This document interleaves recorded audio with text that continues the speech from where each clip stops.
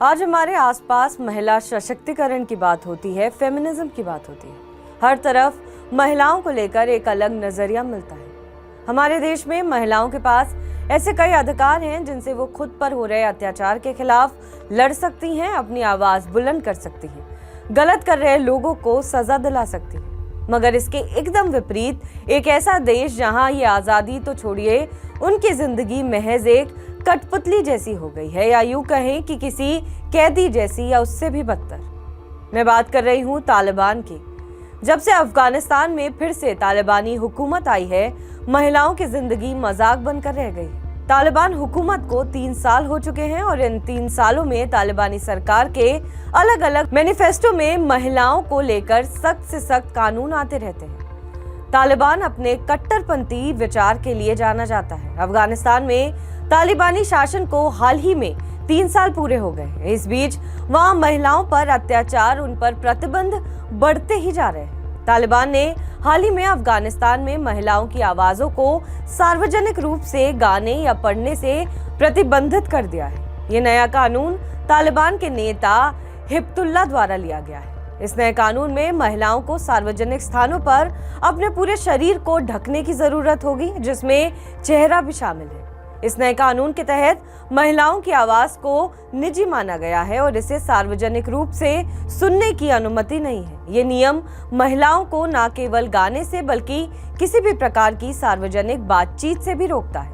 इसके अलावा महिलाओं को गैर संबंधित पुरुषों की ओर देखने से भी मना किया गया है। सरकार के प्रवक्ता ने बताया है कि सर्वोच्च नेता हिब्बतुल्लाह द्वारा लिए गए इस फैसले के बाद ये कानून जारी किए गए हैं। इस कानून के तहत सार्वजनिक परिवहन, संगीत, शेविंग और उत्सव जैसे रोजमर्रा के जीवन के पहलू शामिल हैं। इस नए कानून के तहत महिलाओं को गैर मुस्लिम पुरुषों और महिलाओं के सामने भी खुद को ढकना जरूरी होगा।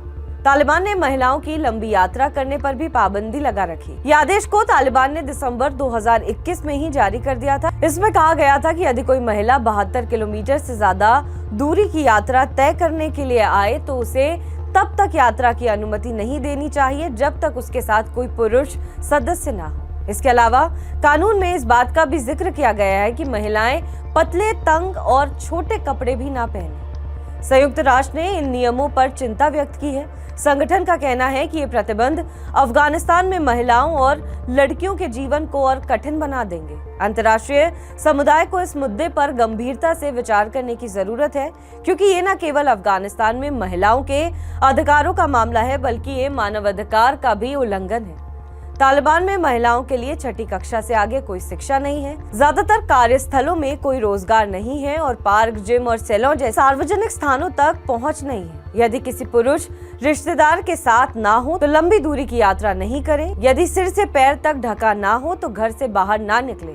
और अब जारी किए गए 114 पन्नों के मैनिफेस्टो के अनुसार अफगानिस्तान में घर के बाहर एक महिला की आवाज को गैर कानूनी घोषित कर दिया गया है। मतलब अब महिलाएं बोल भी नहीं सकती। इस कानून के बाद धीरे धीरे अफगानी महिलाएं सार्वजनिक जीवन से बाहर हो गई हैं, लेकिन देश भर में कई महिलाओं के लिए इस मैनिफेस्टो का जारी होना उनके अपने सपनों और उम्मीदों की पूरी तरह से हत्या है।